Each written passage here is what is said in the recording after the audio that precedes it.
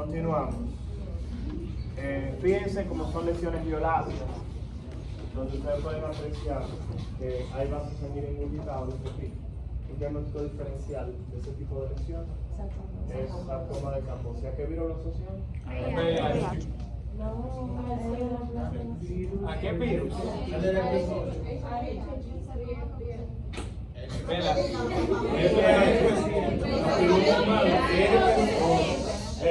Herpes número 8. Ahora sí, herpes tipo 8. ¿Cómo que me Recuerden que se ven personas viviendo con VIH, ¿verdad? Más frecuente en hombres que tienen sexo con hombres, pero la realidad es que se ha vinculado al herpes tipo 8. Ok, si estaba ahí la opción en temas y pusieron VIH, se quemó. No, no estaba ahí, eso no estaba ahí. No estaba bien. Yo voy a decir Profesor, no.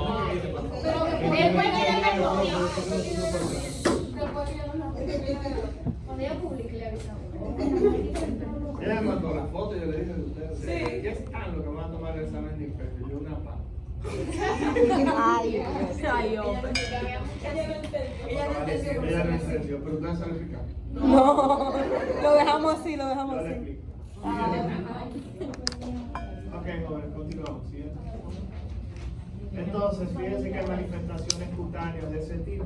Fíjense, hay un poquitito más en vivo. Siguiente. Perdón, dale para atrás. Lo interesante de esa imagen, fíjense lo que dice ahí. Que hay una endocarditis asociada a qué cosa?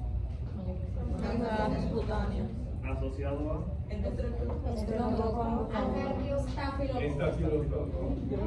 asociado a un marcapaso implantado. Ah, sí. Ese no le ve, profe. Sí, está al final. Hay que leer y traducir, profe. Son dos cosas, son dos piezas al mismo tiempo. Somos brincos. Esos son otro tipo de manifestaciones. A nivel de retina. Entonces, dale para adelante. Ahí tienen simplemente lo que les decía. ¿Por qué razón la embolización al sistema nervioso central? Fíjense como las primeras ramas que da son las ramas grandes que van hacia el cerebro. ¿Me lo entienden? Siguiente.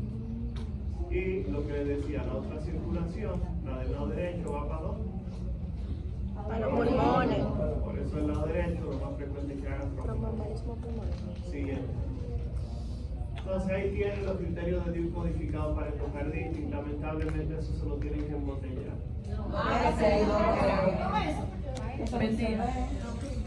¿Y ya debe?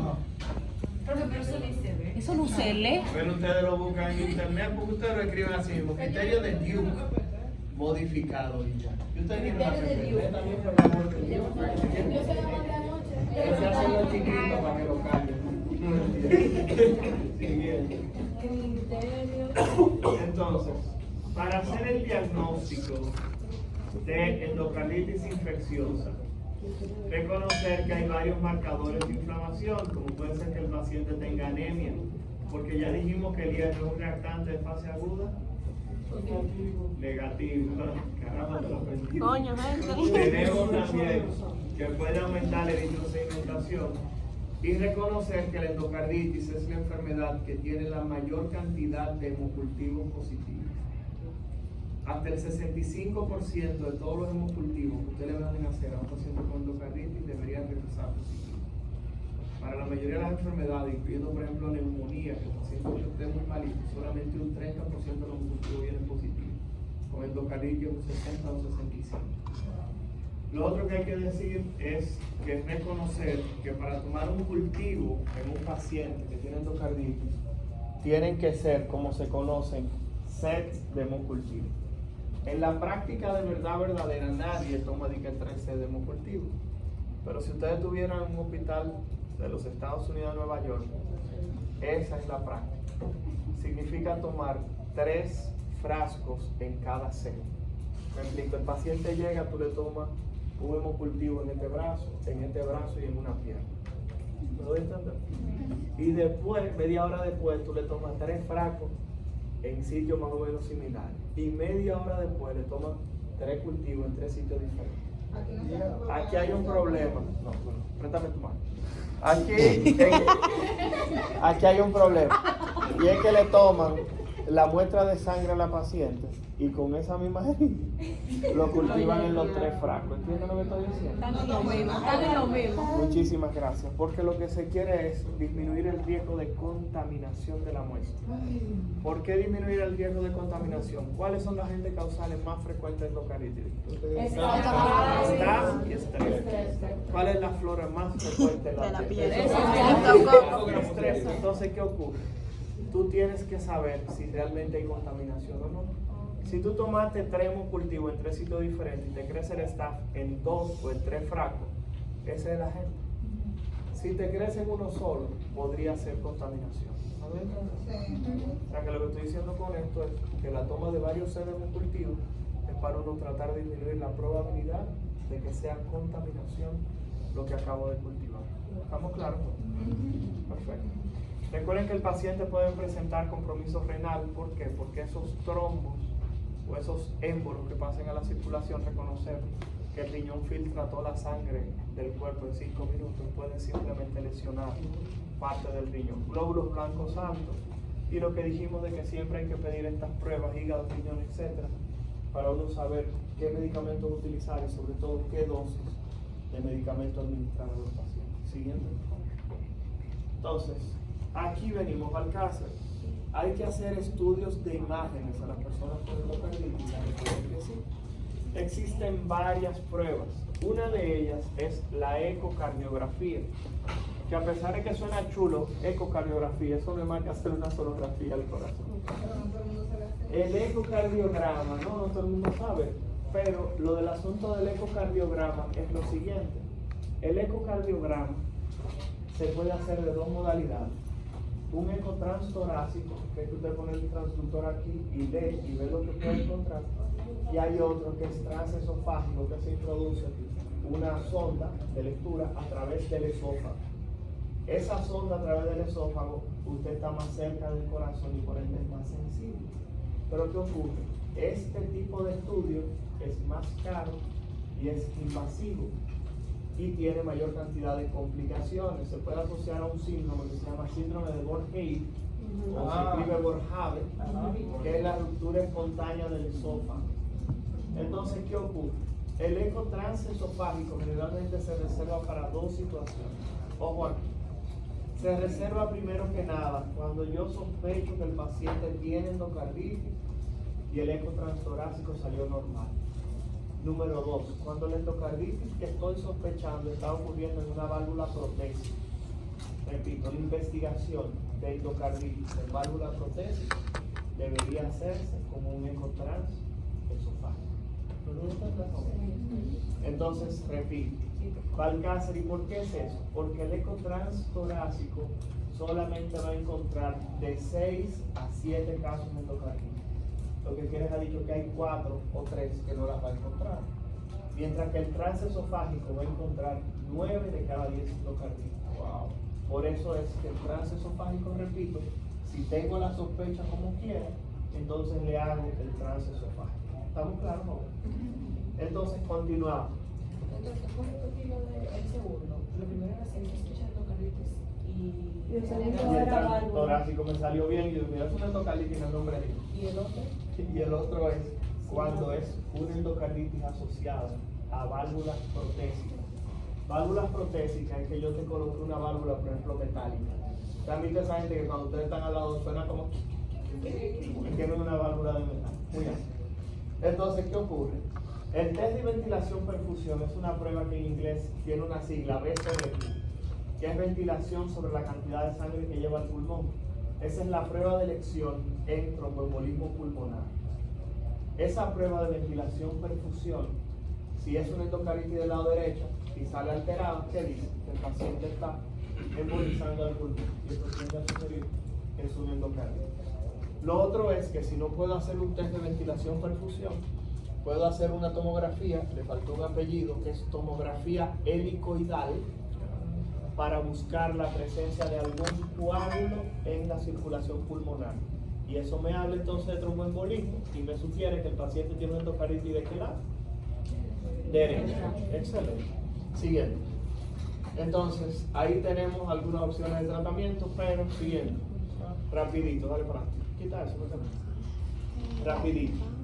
Si tengo un paciente que me llega con una endocarditis y está estable, tratamiento de elección, poner una cefalosporina de primera generación. ¿Cuál? Cefazolina. Valentina por oral, pero no por Cefazolina. Ahora sí, cefazolina y se le pone a dosis completa. No se tienen que aprender la dosis, pero se la voy a decir. Le ponen 2 gramos cada 8 horas. ¿Ok? 2 gramos de cefazolina cada 8. Si el paciente está inestable, entonces tú no puedes inventar. Le tienes que poner banco y gente para cubrir la mayor cantidad de gérmenes posible. ¿Me doy a entender? Incluyendo gérmenes que presenten multiresistencia. ¿Estamos claros? Perfecto, siguiente. Entonces eso que está ahí son manifestaciones cutáneas de la endocarditis. Siguiente. Entonces, ¿qué pasa? ¿Cuáles podrían ser algunas de las complicaciones de la endocarditis? Vamos a ver un chisme más adelante, pero busquen unas cuantas. Fíjense, la mortalidad de la endocarditis puede ser bastante alta, dependiendo de la gente que lo que se genere. Siguiente. Entonces, ahí tienen lo que es la investigación para operar a un paciente con endocarditis. Si el paciente llegó hemodinámicamente inestable, ese es un paciente que tiene que ser presentado de inmediato al departamento de cirugía cardíaca. Si el paciente está estable, usted le puede dar manejo clínico. Siguiente. Ahí tienen quienes necesitan cirugía a manera de resumen. Los pacientes que tienen, ya les repito, compromiso hemodinámico. La gente que tiene fiebre a pesar de tratamiento antibiótico guiado por cultivo. La gente que hace un absceso o una fístula perivalvular que sigue creciendo. Gérmenes multiresistentes, una válvula protésica, sobre todo en la fase inicial que comenzó a fallar, y una vegetación muy grande que mida más de 10 milímetros. Ustedes se van a dar cuenta que dependiendo la válvula que esté afectada, el tamaño va a variar. Si es la mitral que está afectada, una vegetación mayor de 10 milímetros necesita cirugía. Pero entonces van a ver que hay otras válvulas que para tú mandar a cirugía tienen que tener más de 15 milímetros. Siguiente. Entonces ahí lo tienen. ¿Quiénes necesitan cirugía de emergencia? Mírenlo ahí. Los pacientes que están hemodinámicamente inestables, la gente que hace shock cardiogénico, la gente que hace insuficiencia cardíaca. Fíjense ahí.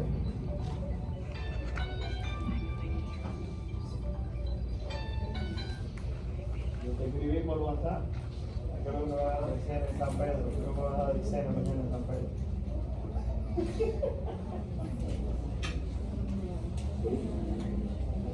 ¿Cuál papel?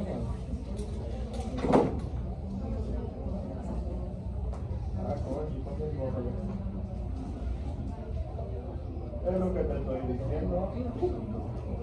Que no haya familia. Pero con quien tú vayas, tú repartiste la diciendo aquí. Ah, es que tú vienes para acá. Es que tú vienes para acá.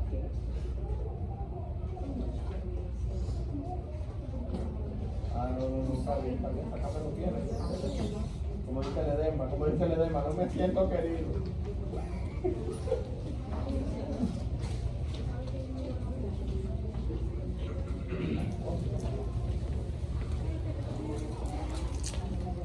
Yo no sé, ahora la tiene reunión con su gente para ir cuadrando.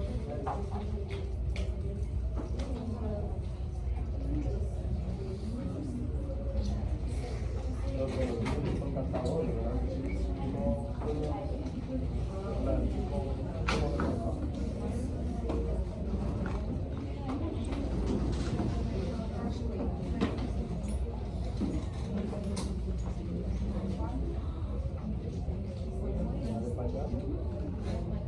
eso tú lo que deberías tratar de hacer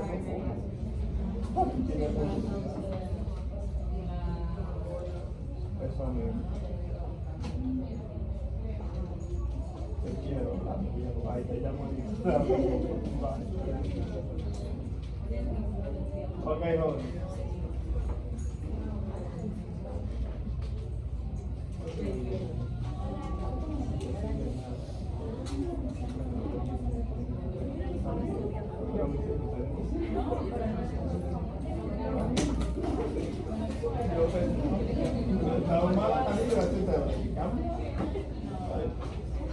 Jóvenes, permiso.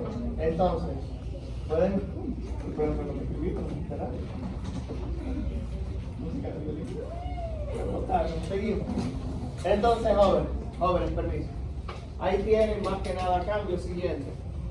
Fíjense, fíjense en ese último, como dice, el paciente puede llegar con un fallo cardíaco, pero se controla con tratamiento médico. La cirugía es electiva, porque yo con medicamentos puedo hacer que el paciente no esté tan mal. Siguiente. Ahí tenemos eso, infección no controlada. Por ejemplo, si yo le tengo al paciente dándole tratamiento, tiene cultivo positivo y tiene una semana yo dándole antibiótico, que dice el cultivo que el paciente debería sanarse y no se sana, tengo que planificar esa cirugía atrás. ¿Me doy a entender? Sí. Siguiente. Lo que le estoy mencionando aquí, fíjense cómo hablamos de 10 milímetros. ¿Me doy a entender? Pero si tiene más de 15, se prefiere más que nada que se haga un poquitito más rápido en cualquier otra parte. ¿Lo están viendo? Si es en la aórtica o en la mitral, 10 milímetros. Si es en la tricuspidia o la pulmonar, 15. ¿Lo están viendo? Sí. Siguiente. Entonces, punto a recordar el endocarditis. Número 1, es un problema grave de salud. Se considera una emergencia médica. Algunas de las causas por las cuales tenemos problemas de este tipo son esas. Algo que quizá muchos de ustedes no estén acostumbrados a ver son personas, por ejemplo, que tienen cáncer y que lo colocan en un puerto de quimioterapia. Si a usted le llega un paciente que tiene como antecedente que tiene una neoplasia y el paciente le dice, yo tengo un puerto para que me den la quimio, que es como un saquito debajo de la piel, que le introducen la aguja para no tener que pullarlo, esas personas muchas veces, justamente por la manipulación y la pulladera del puerto, pueden hacer endocarditis. Ok, y ahí también tienen que sospechar. Entonces continuamos. Reconocer que el tratamiento tiende a ser prolongado, el tratamiento de 4 a 6 semanas con antibióticos. ¿Qué otra patología dijimos? Creo de 4 a 6 semanas.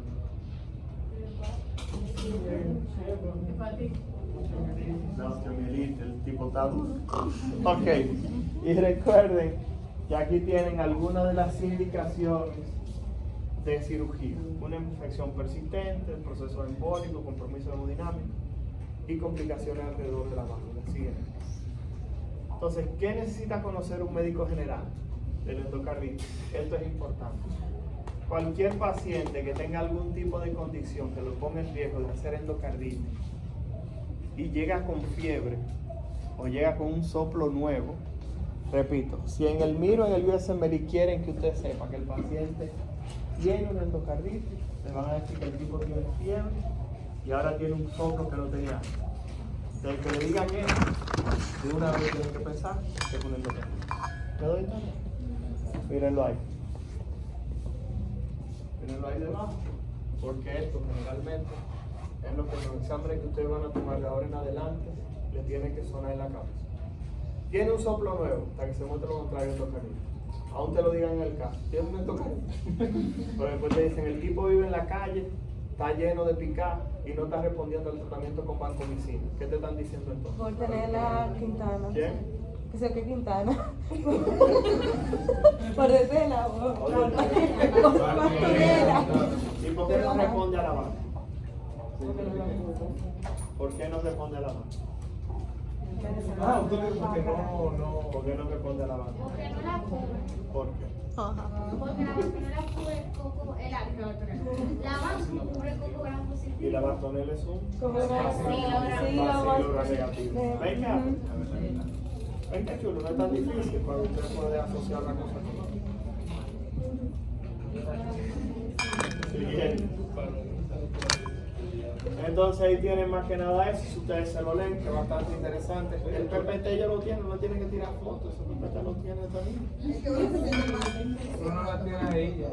Uno se siente más. más funcional, porque está haciendo más en el mismo. Productividad se buscando con la